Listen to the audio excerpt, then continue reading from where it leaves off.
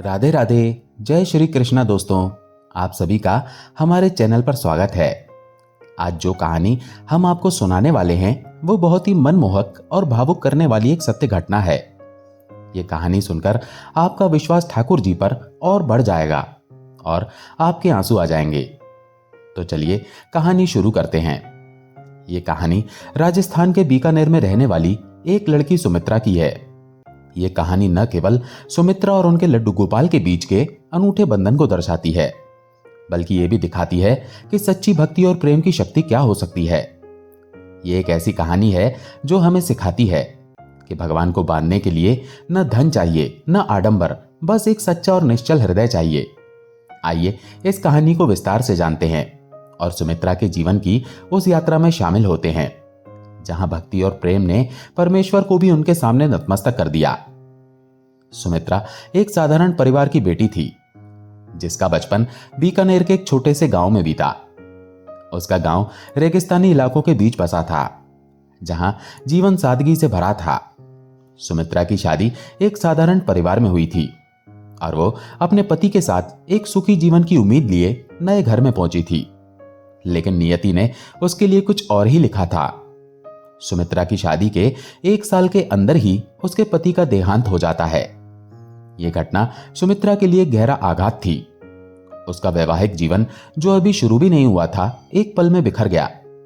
पति की मृत्यु के कुछ दिनों बाद सुमित्रा अपने मायके में अपने माता पिता के पास वापस आ जाती है।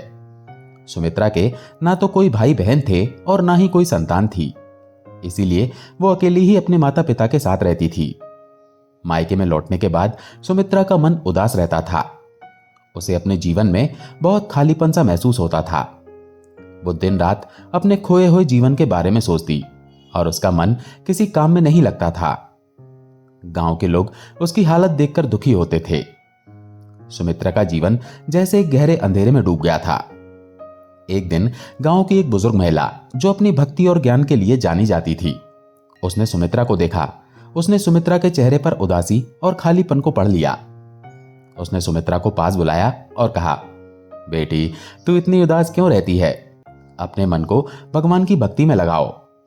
लड्डू गोपाल को घर लाकर उनकी सेवा करो, वे तेरा खालीपन भर देंगे। यह सुनकर सुमित्रा के मन में एक नई रोशनी जगी। उसे लगा कि शायद यह वही रास्ता है जो उसके जीवन को फिर से अर्थ दे सकता है। सुमित्रा तुरंत बाजार से एक छोटे से लड्डू गोपाल की मूर्ति ले आई। अष्टधातु से निर्मित इस मूर्ति में जैसे जान थी। उनकी मुस्कान इतनी सुंदर थी कि जो भी उन्हें देखता देखता ही रह जाता। सुमित्रा ने जैसे ही गोपाल जी की मूर्ति को अपने हाथों में लिया, उसका मन शांत हो गया। गोपाल जी की वो मासूम मुस्कान, उनके बड़े बड़े नयन और उनकी छोटी सी काया ने सुमित्रा के हृदय को छू लिया। उसे लगा जैसे गोपाल जी उसे पुकार रहे हों। सुमित्रा ने सुना था कि लड्डू गोपाल की सेवा बिल्कुल एक बच्चे जैसे की जाती है। उनका बहुत ख्याल रखना पड़ता है और उनको बहुत प्यार भी करना पड़ता है। सुमित्रा ने इस सलाह को पूरे दिल से अपनाया। उसने गोपाल जी की सेवा बिल्कुल एक बच्चे जैसी ही करना शुरू कर दी। वो सुबह जल्दी उठती, गोपाल जी को स्नान कराती, उन्हें सुंदर सुंदर वस्त्र पहनाती और प्यार से भोग लगाती। वो रात को उठ उठकर देखती थी कि कहीं गोपाल जगा तो नहीं, कहीं गोपाल को भूख तो नहीं लगी। वो दिन भर अपने गोपाल की सेवा में ही लगी रहती थी। सुमित्रा की दिनचर्या अब पूरी तरह गोपाल जी के इर्द गिर्द सिमट गई थी। वो उन्हें सुबह स्नान कराती, फिर उन्हें ताजा भोग चढ़ाती, कभी खीर, कभी हलवा, तो कभी माखन मिश्री। वो गोपाल जी के लिए छोटे छोटे कपड़े सिलती, उन्हें सजाती और उनके सामने बैठकर घंटों बातें करती। लल्ला, तूने आज माखन क्यों नहीं खाया? क्या तुझे मेरी बनाई खीर पसंद नहीं आई? वो हल्के से डांटती, फिर प्यार से हंस पड़ती। गांव के लोग सुमित्रा की इस भक्ति को देखकर कभी कभी आश्चर्य करते। कुछ को लगता कि वो गोपाल जी को सचमुच अपना बेटा मानती है। कुछ लोग उसकी भक्ति का सम्मान करते तो कुछ हंसकर कहते, ये लड़की पगला गई है, दिन रात गोपाल गोपाल करती रहती है। लेकिन सुमित्रा को इन बातों से कोई फर्क नहीं पड़ता था। उसके लिए गोपाल जी कोई मूर्ति नहीं, बल्कि उसका अपना लाडला बेटा था। ऐसे ही धीरे धीरे समय बीता और सुमित्रा भी अब बूढ़ी हो गई थी। समय के साथ गोपाल और सुमित्रा एक अद्भुत बंधन में बंध गए। वो अपने गोपाल से अपने बेटे के समान प्रेम करने लगी। सुमित्रा की उम्र बढ़ने के साथ साथ उसकी भक्ति और गहरी होती गई। वो अब गोपाल जी के बिना एक पल भी नहीं रह सकती थी। वो उनके साथ हर छोटी बड़ी बात साझा करती। कभी वो उन्हें अपने बचपन की कहानियां सुनाती तो कभी अपने दुख साझा करती। समय के साथ साथ जैसे सुमित्रा के माँ बाप की उम्र बढ़ी तो वो इस दुनिया को छोड़कर चले गए। अब इस दुनिया में गोपाल के अलावा उनका कोई नहीं रहा। सुमित्रा के पिता अपनी लड़की के लिए कुछ पैसे रख के गए थे, उसी से उसका काम चल रहा था। और गांव में जितने भी लोग थे वो हर तीज त्योहार में कुछ न कुछ सामान या उपहार उसको दे जाते थे। गांव वाले सुमित्रा का बहुत ख्याल रखते थे। कोई फल लाता, कोई मिठाई तो कोई कपड़े। सुमित्रा और उसके गोपाल का गुजारा इसी तरह चल रहा था। वो अपने गोपाल से दिन भर बातें करती थी। अरे गोपाल, तू बड़ा नटखट हो गया है, तू मेरी बात ही नहीं सुनता है। ऐसा लगता था जैसे गोपाल उनका छोटा बच्चा है। गांव के सभी लोगों को यह बात पता थी। उनको लगता था बुढ़िया का कोई नहीं है, इसलिए सठिया गई है, दिन भर गोपाल के पीछे ही लगी रहती है। लेकिन फिर भी उनकी आस्था के ऊपर कोई सवाल नहीं करता था, क्योंकि अब वो छोटी सी लड़की उम्र दराज हो गई थी। अब वो गांव वालों के लिए बूढ़ी अम्मा बन चुकी थी। एक समय की बात है जब सभी गांव वाले मिलकर प्रयागराज में कुंभ स्नान में जाने की तैयारी कर रहे थे। कुंभ का मेला भक्तों के लिए एक पवित्र अवसर था। ऐसी मान्यता है कि गंगा, यमुना और सरस्वती के संगम में स्नान करने से सारे पाप धुल जाते हैं। गांव में उत्साह का माहौल था। लोग घोड़ा गाड़ी, भोजन और अन्य जरूरी सामान की व्यवस्था में जुटे थे। ऐसे में किसी ने आकर बूढ़ी अम्मा से भी पूछा, अम्मा, हम लोग प्रयाग में कुंभ स्नान के लिए जा रहे हैं, क्या तुम चलोगी? यह सुनकर बूढ़ी अम्मा बोली, मेरा गोपाल तो कभी घर में अकेला रहा नहीं है, मैं जाऊं तो जाऊं कैसे? जाने के लिए तो मुझे अपने लल्ला से पूछना पड़ेगा, मैं उससे पूछ के आती हूं। यह सुनकर सभी को बड़ा आश्चर्य हुआ। वो बोले, ये क्या बात हुई? फिर भी बूढ़ी अम्मा चली गई और थोड़ी देर बाद घर में पहुंच के गोपाल से बोली, देख गोपाल, सब लोग प्रयाग में गंगा स्नान के लिए जा रहे हैं, मुझे भी जाना है। अरे कुछ तो पुण्य के काम कर लूं, दिन भर तेरी ही सेवा में चला जाता है। कल को जब मैं भगवान के पास जाऊंगी तो क्या मुंह दिखाऊंगी? सुमित्रा ने गोपाल जी की मूर्ति के सामने बैठकर ये बातें कहीं। उसके मन में जैसे गोपाल जी बोल उठे, ना माना, तू मुझे छोड़ के भगवान के पास मत जा। अब देखिए, बूढ़ी अम्मा भगवान से ही बोल रही है कि भगवान के पास चली जाऊंगी। भगवान के प्रति उनका प्यार और इतनी निष्ठा थी कि वो भूल ही गई थी कि जो पुत्र, जो संतान जिसे वो इतना प्यार करती है, वो खुद परमेश्वर है। और इस तरह से वो गोपाल से बोली, देख बेटा, मुझे ना प्रयाग में जाकर गंगा स्नान करके आने दे। मैं जल्दी जाऊंगी और जल्दी आऊंगी और तेरे लिए खिलौना भी लेकर आऊंगी। तू जिद मत कर, वहां बहुत ठंड है, मेले में भीड़ भी बहुत ज्यादा होती है। तो ऐसे में छोटे बच्चे वहां जाकर क्या करेंगे? तू घर पे ही रह, तू एक दिन घर पे रह जा, मैं जल्दी वापस आ जाऊंगी। सुमित्रा ने गोपाल जी से मन ही मन बात की और फिर गांव वालों के पास वापस लौट आई। उसने कहा, भैया, मैं भी जाऊंगी तुम्हारे साथ गंगा स्नान करने। गोपाल मान गया है, वो घर पे रहेगा। सब लोग बोले, चलो ठीक है, चलो फिर घोड़ा गाड़ी तैयार है, कल सुबह हम निकलेंगे। सुबह सुबह सभी लोग कुंभ के लिए निकल गए। वो घोड़ा गाड़ी में बैठकर थोड़ी ही दूर गए थे कि तभी बूढ़ी अम्मा जोर जोर से बोलने लगी, अरे भैया, गाड़ी रोक दो, मेरा गोपाल रो रहा है, उसको भी साथ लाना है, एक बार के लिए गाड़ी रोक दो। घोड़ा गाड़ी अभी थोड़ी आगे गई ही थी कि बुढ़िया ने गाड़ी रुकवा दी। इस बात से सभी लोगों को बहुत गुस्सा आ रहा था, लेकिन क्या करते, जब साथ में ले जाना हो रहा है तो कुछ चीजें तो करना ही पड़ती हैं। बूढ़ी अम्मा दौड़ के गई और जल्दी से अपने गोपाल को अपने साथ लेकर आ गई। वह बोलती जा रही थी, देख गोपाल, तूने बोला था कि तू घर पर रहेगा, फिर भी तूने जिद पकड़ ली। लोगों के सामने तू बड़ी जिद करता है, आजकल तू बड़ा जिद्दी हो गया है। सुमित्रा की इन बातों को सुनकर गांव वाले आपस में कानाफूसी करने लगे। कुछ लोग हंस रहे थे तो कुछ को गुस्सा आ रहा था।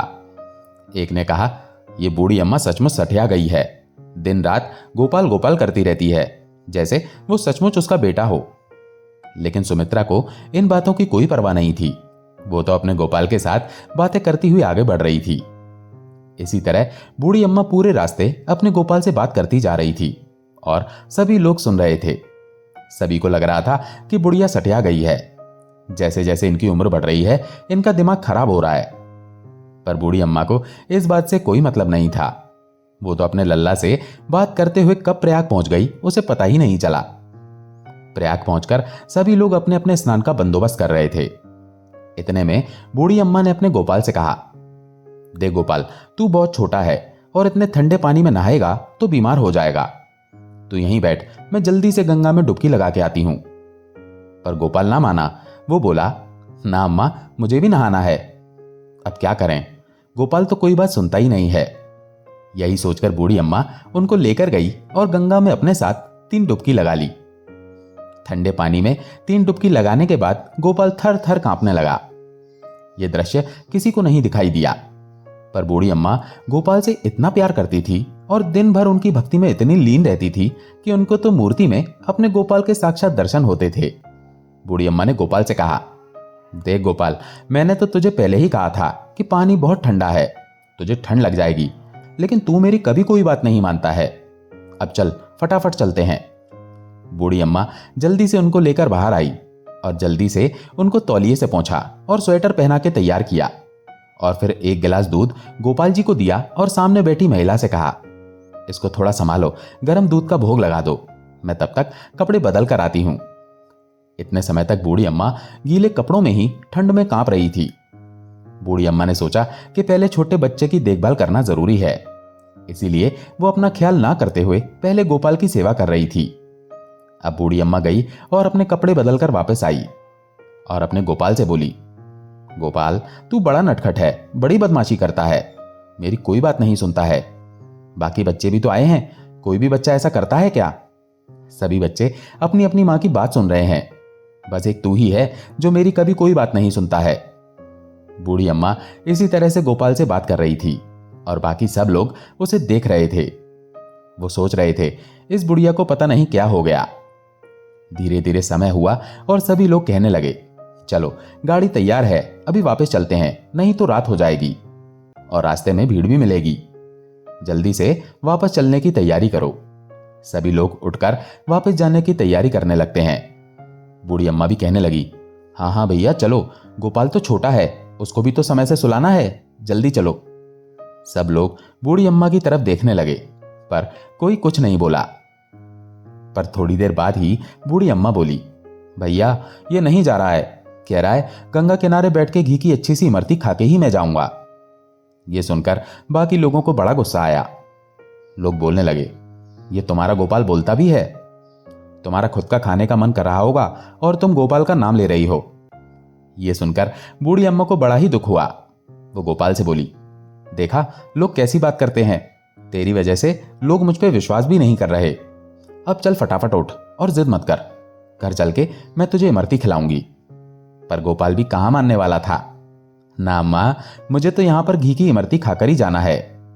अब बूढ़ी अम्मा करे तो क्या करे, बोली, भैया ये नहीं मान रहा है, इसके लिए थोड़ी सी घी की इमरती ला दो, फिर हम चलते हैं।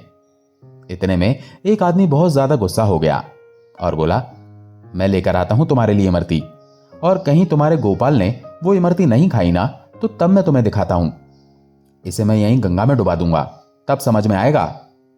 यह सुनकर बूढ़ी अम्मा की आंखों में आंसू आ गए। वो बोली, गोपाल देखा, तू मेरी बात सुनता ही नहीं है। वो आदमी तब तक चला गया था। थोड़ी ही देर बाद वो इमरती लेकर वापस आया।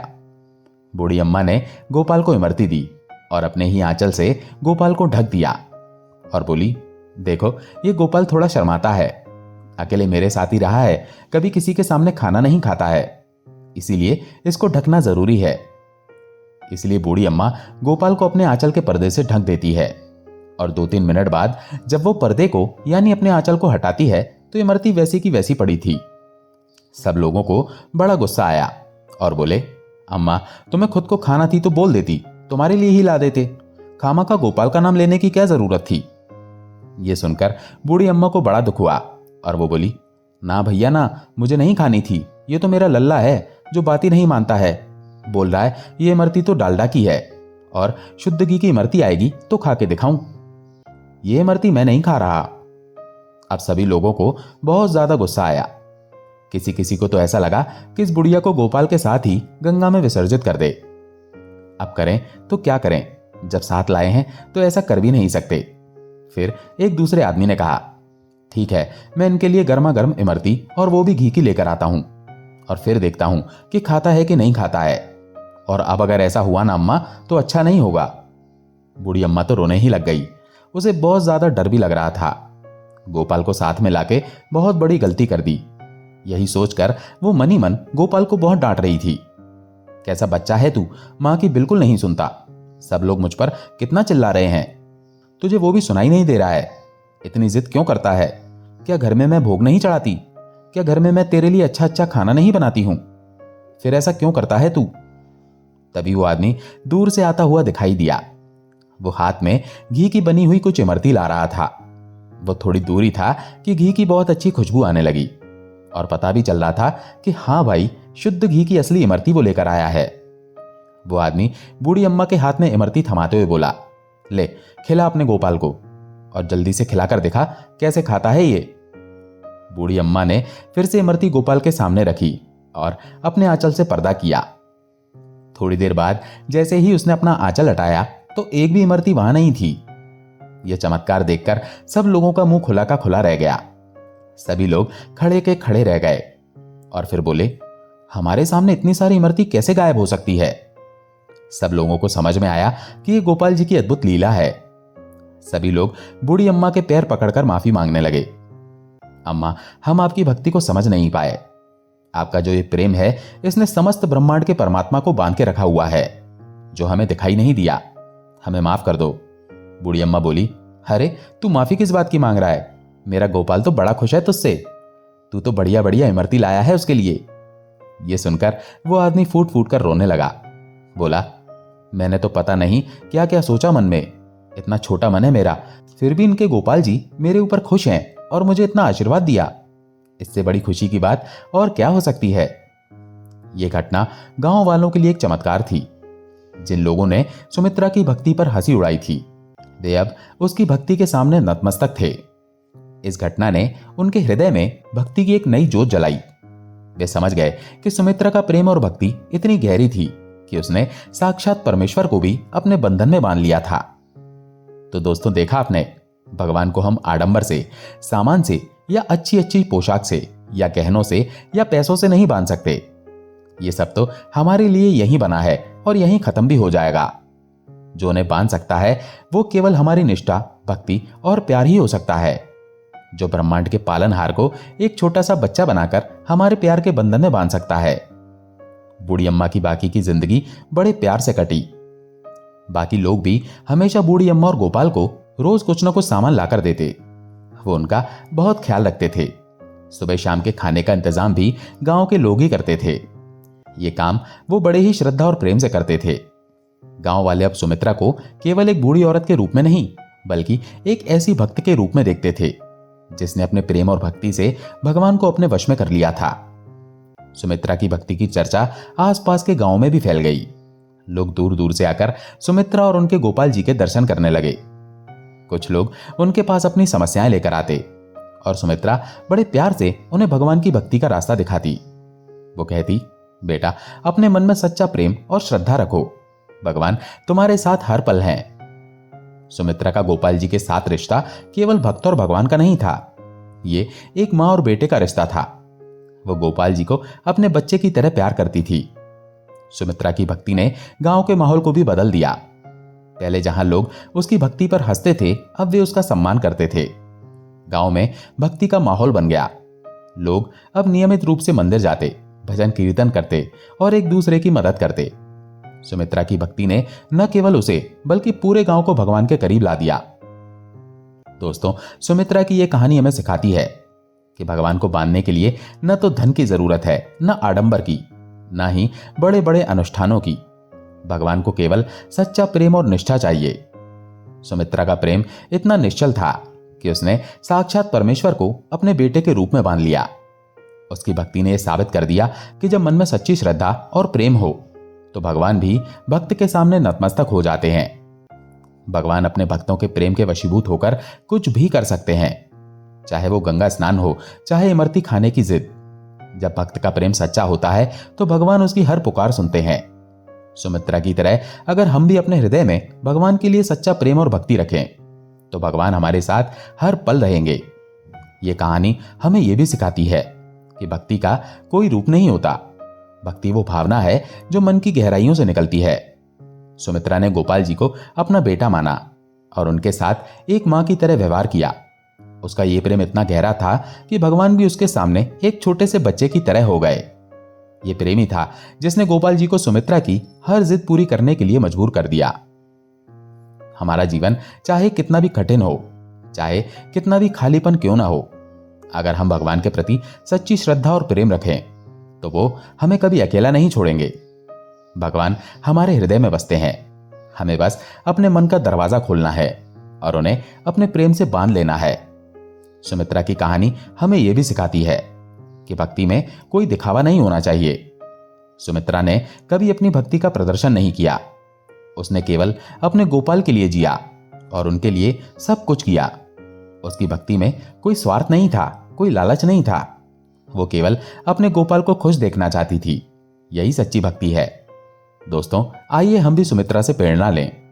अपने जीवन में भगवान के लिए एक छोटा सा कोना बनाएं, उन्हें अपने दिल में बसा लें, उनसे बातें करें, अपने सुख दुख साझा करें और उनकी सेवा करें। भगवान आपके प्रेम के वशीभूत होकर आपके साथ हर कदम पर रहेंगे। जैसा कि सुमित्रा की कहानी में देखा, भगवान ने उसकी भक्ति और प्रेम को स्वीकार किया। उन्होंने न केवल उसकी जिद पूरी की, बल्कि गांव वालों के सामने अपनी लीला दिखाकर सुमित्रा की भक्ति को सम्मान दिया। यह हमें सिखाता है कि भगवान अपने भक्तों के लिए कुछ भी कर सकते हैं। वे उनके प्रेम के बंधन में बन जाते हैं और उनकी हर पुकार सुनते हैं। तो आइए अपने मन में भक्ति और प्रेम का दीप जलाएं, भगवान को अपने हृदय में बसा लें, उनकी सेवा करें, उनसे प्रेम करें और उनके सामने अपने मन की हर बात रखें। भगवान आपके प्रेम के वशीभूत होकर आपके साथ हर पल रहेंगे। दोस्तों, आशा है ये कहानी आपको पसंद आई होगी। अगर पसंद आई हो तो वीडियो को लाइक करके कमेंट में जय श्री कृष्णा जरूर लिखें। चैनल पर अगर पहली बार आए हैं तो चैनल को सब्सक्राइब जरूर करें। राधे राधे, जय श्री कृष्णा।